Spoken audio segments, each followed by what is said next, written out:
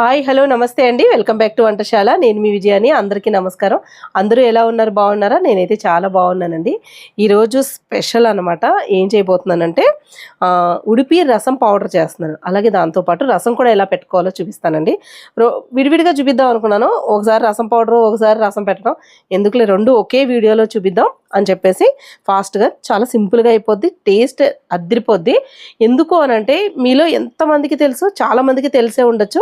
ఎందుకంటే ఉడిపి హోటల్ దగ్గర మనం భోజనం చేసిన టిఫిన్స్ అది చేస్తాం కదా, ఎంత బాగుంటుంది సాంబార్. అదిని టిఫిన్స్ కూడా నాకు ఇడ్లీ సాంబార్ అన్నా కూడా చాలా ఇష్టం, రసం అన్నా కూడా భలే ఉంటుందండి. మీ అందరి కోసం మన ఇంట్లోనే తయారు చేసుకునేలాగా ఉడిపి రసం పౌడరు అలాగే రసం కూడా చేసి చూపిస్తాను. కప్పు కొలతలతోటి చూపిస్తాను మీకు, అలాగే మెజర్మెంట్స్తో కూడా చెప్తాను అనమాట. ఎక్కడ స్కిప్ చేయకుండా చూడండి, అసలు సూపర్ వీడియో అనమాట ఇది మాత్రం. అయితే ఇప్పుడు మెజర్మెంట్స్ చెప్తానండి, కొలతలు మీకు. ఇక్కడ 150 గ్రాములు ధనియాలు తీసుకున్నాను, అలాగే ఒక 50 గ్రాములు జీలకర్ర. ఇక చూడండి, జీలకర్ర తీసుకున్నాను. ఒక 2 స్పూన్లు మెంతులు, 2 స్పూన్లు ఇంగువ, కొంచెం కొబ్బరి నూనె, కొంచెం పసుపు, అలాగే బ్యాడిగి ఎండుమిరపకాయలు 150 గ్రాములు తీసుకున్నాను, కొంచెం కరివేపాకు అనమాట. ఇప్పుడు ఇవి కప్పు కొలతలతో చెప్పాలంటే ఒక కప్పు ధనియాలు తీసుకోవాలి, హాఫ్ కప్పుకి కొంచెం తక్కువ మనం జీలకర్ర తీసుకోవాలి. ఇవి రెండు ఇలా ఉన్నాయి కదా, 2 స్పూన్లు మెంతులు, 2 స్పూన్లు ఇంగువ, సేమ్ ఫస్ట్ ఎలా మెజర్మెంట్స్ ఉన్నాయి సేమ్ అదే అనమాట. ఇది కొబ్బరి నూనె, పసుపు, 150 గ్రాములు ఎండుమిరపకాయలు. అయితే ఈ ఎండుమిరపకాయలు మీకు ఈ కప్పు కొలతల్లో చేసుకున్నప్పుడు ఎండుమిరపకాయలు మెజర్మెంట్స్ చేసుకోవడం కుదరలేదనుకోండి, అప్పుడు ఏం చేయాలంటే మనకి ఇగో ఇలా నిండుగా గుప్పెండి ఇలా తీసుకోవాలన్నమాట. 2 గుప్పెళ్ళు తీసుకోవాలి అప్పుడు, ఓకేనా. 150 గ్రాములు మనకి కొలత తెలియట్లేదంటే 2 గుప్పెళ్ళు ఇలా తీసుకుని ఈ 150 గ్రాములు ధనియాలకి వేసుకోవాలి. అయితే ఇవి బ్యాడిగి కాయలండి, కాశ్మీర్ కాయలు అంటారు కదా, అవే వేసుకోవాలి రసం పౌడర్కి. బళ్ళారకాయలు అని కూడా అంటారు, అవి మనకి సూపర్ మార్కెట్లో అవి దొరుకుతాయి అన్నమాట. ఇవి ఈ ఉడిపి రసం పౌడర్కి మెయిన్ కంపల్సరీ ఉండవలసింది కొబ్బరి నూనె అండి. అసలు యాక్చువల్లీ ఏంటంటే నేను కొబ్బరి నూనె వేసి ఏవి తిన్నా అనమాట. ఈ ఉడిపి రసం పౌడర్లో మాత్రం కొంచెం వేస్తాను, ఎందుకంటే దాంతోనే ఆ ఫ్లేవర్ కానీ ఆ టేస్ట్ కానీ వచ్చేది. అలాగే బ్యాడిగి ఎండుమిరపకాయలు, ఇవి 2 కంపల్సరీ ఉండాలి. మీకు అంతగా ఇష్టం లేదు అని అంటే కొబ్బరి నూనె వేసుకోవడం, మీరు నార్మల్గా ఆయిల్ ఏది యూస్ చేస్తారో అది వేసుకోవచ్చు అనమాట. మూకుడి కొంచెం వేడెక్కింది కదా, ఇందులో కొంచెం ఆయిల్, అది ఎక్కువ కూడా వేసుకోకూడదు. కొబ్బరి నూనె అండి, ఆయిల్ అంటే అలవాటు అయిపోయి చెప్తున్నా, కొంచెమే కాబట్టి తొందరగా వేడెక్కిపోతుంది. మెంతులు 2 స్పూన్లు వేసేస్తున్నాను. వేసేసి 1 నిమిషం మెంతులు వేగాలి. వీటిని సిమ్లో పెట్టుకుని జాగ్రత్తగా వేయించుకోవాలి. లైట్గా కొద్దిగా కలర్ చేంజ్ అవుతుంది చూడండి. మెంతులు కలర్ వేగకుండా మనం వేసినా ఆ టేస్ట్ రాదు. కరెక్ట్గా కలర్ చేంజ్ అవుతుంది అన్నప్పుడు మనకి జీలకర్ర వేసేసుకోవాలి. 2 కలిపి వేయించుకుందాం. ఈ కొబ్బరి నూనె ఫ్లేవర్లోనే వేయించుకుంటే చాలా బాగుంటుంది. ఇది ఉడిపి టెంపుల్స్ స్పెషల్ అనమాట, ఎక్కువగా అక్కడ బాగా చేస్తారు ఇలాగే కొబ్బరి నూనె వేసి, చాలా బాగుంటుంది. ఇదిగోండి, ఈవెన్గా వేయించుకుందాం. ఏంటంటే ఒక్కొక్కళ్ళు ఒక్కొక్కలా చేస్తారండి. ఆయిల్ ఎక్కువ వేసేసి డీప్ ఫ్రై లాగా చేసి అలా కూడా తీసి చేస్తారు, అది కొంచెం ముద్దలాగా వస్తుంది. అస్సలు ఏమి ఒక్క చుక్క కూడా కొబ్బరి నూనె కానీ ఏమి వేయకుండా ఊరికే నార్మల్ మసాలాలు ఎలా వేస్తారో అలా వేయించేసి కూడా పౌడర్ చేస్తారు. మన స్టైల్ అయితే ఇదే అనమాట. ఇదిగోండి, అయితే ఇది వేగిన తర్వాత తీసేసుకుందాం. ఇదిగోండి, జీలకర్ర కూడా వేగిపోయింది. ఇప్పుడు దీన్ని ప్లేట్లోకి తీసేసుకుని మిగతా వేసుకుని వేయిస్తాను. జీలకర్ర అవి తీసేసుకున్నాక మళ్ళీ కొంచెం కొబ్బరి నూనె వేసుకుని ఇందులో ధనియాలు వేసుకుందాం.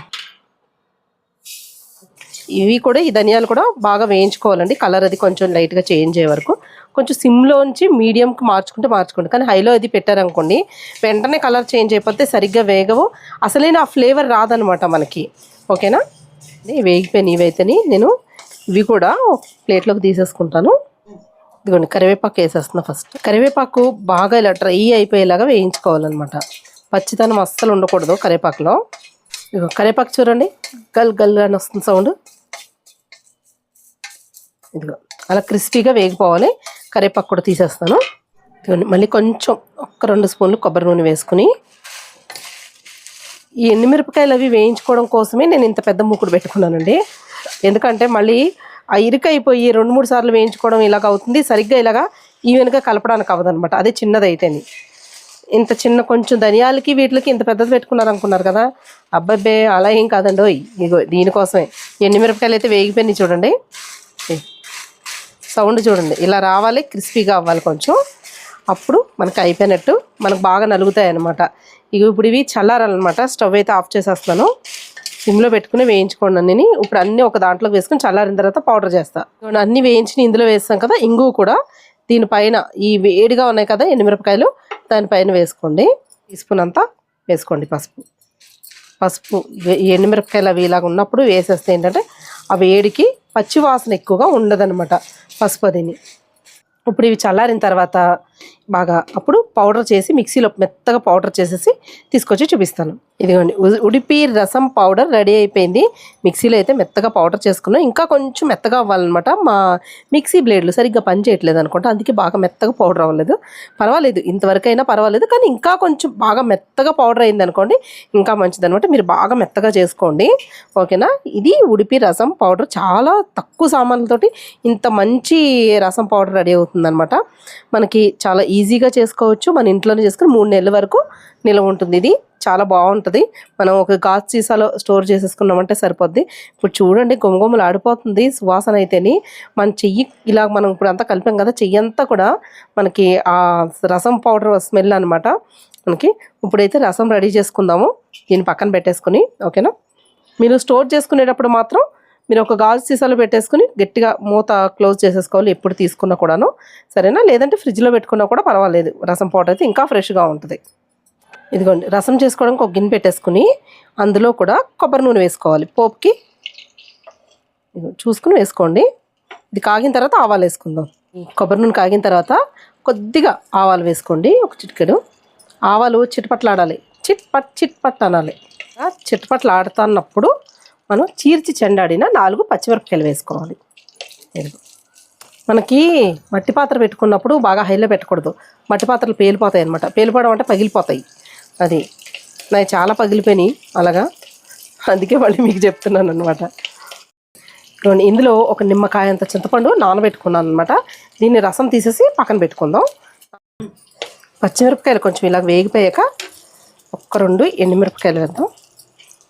ఇలాంటి బుడ్డకాయలు ఉంటాయి కదా లావుగా, ఇలాంటి కాయలు వేసుకోండి ఇంకా బాగుంటుంది. కొంచెం కరివేపాకు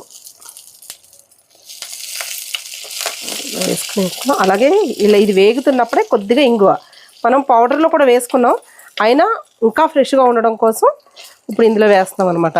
అంటే మీకు నార్మల్గా మనం పౌడర్ చేసుకుని పక్కన పెట్టేసుకుంటామండి.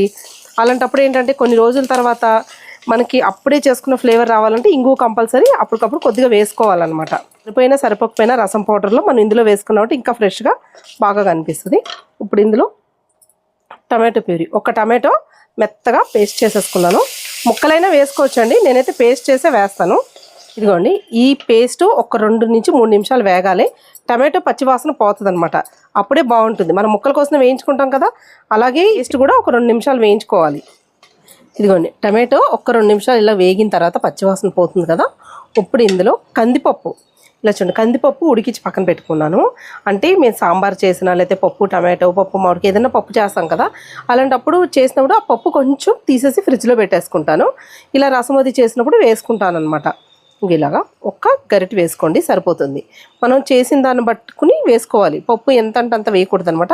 లైట్ కందిపప్పు మాత్రం ఉడికించింది కంపల్సరీ వేసుకోవాలండి ఈ ఉడిపి రసంలోను.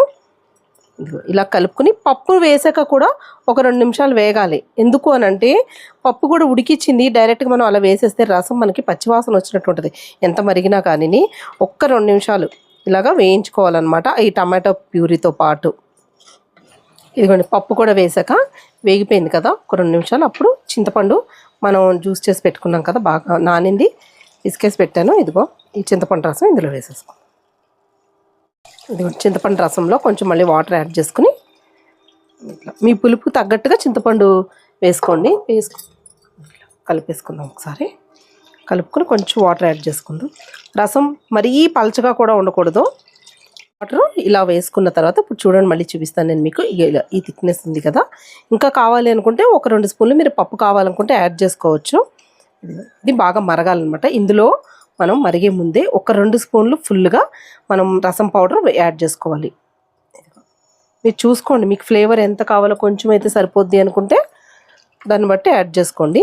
అలాగే కొద్దిగా కొత్తిమీర కూడా యాడ్ చేస్తున్నాను.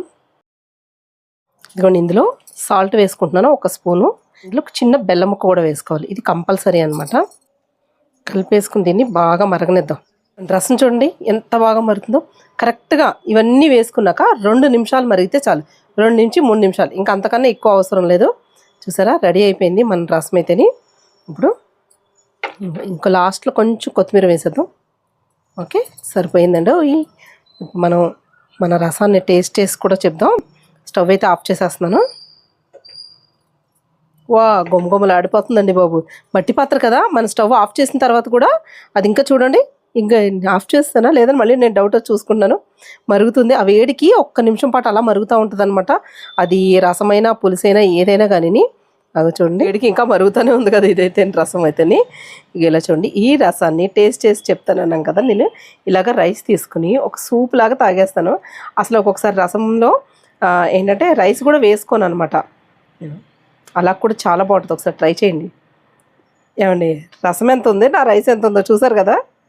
రైస్ బాగా తక్కువ వేసుకుని ఇంకా ఇలాగా కలుపుకుని తింటాం. మీకు ఇష్టమా చెప్పండి? నాకు ఇలా చాలా ఇష్టం. పొగలు వస్తుంది, అలాగే ఉప్పు ఉప్పు అనుకుని తింటే భలే ఉంటుందండి.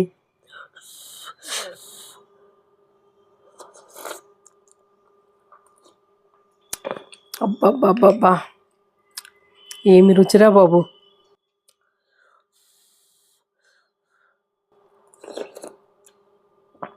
ఆహా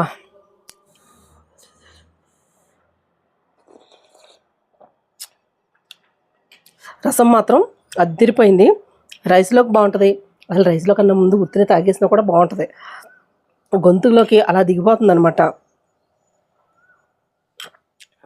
ఇందులో మిరియాలు కానీ అవన్నీ వేయకూడదు.